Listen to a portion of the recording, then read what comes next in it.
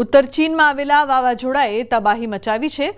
ઉત્તર ચીનમાં આવેલા વાવાઝોડાએ બાઓડિંગ શહેરમાં 24 કલાકની અંદર લગભગ 1 વર્ષ જેટલો વરસાદ વરસાવ્યો છે, જેના કારણે શેરીઓ પાણીમાં ડૂબી ગઈ છે અને રસ્તાઓ કપાઈ ગયા છે। 19,000થી વધુ લોકોને તેમના ઘરમાંથી બહાર કાઢવાની ફરજ પડી છે।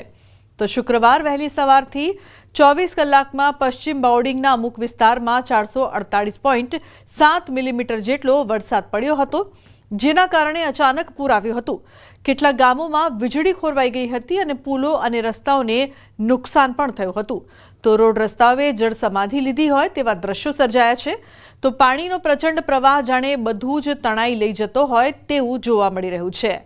નાના વાહનોથી લઈને મોટા વાહનો પણ પાણીમાં ડૂબી ગયા છે। જ્યાં જુઓ ત્યાં પાણી જ પાણી। રોડ પર જાણે પૂર આવ્યું હોય તેવા દ્રશ્યો દેખાયા છે। અહીં ભારે વરસાદને પગલે જનજીવન ખોરવાયું છે।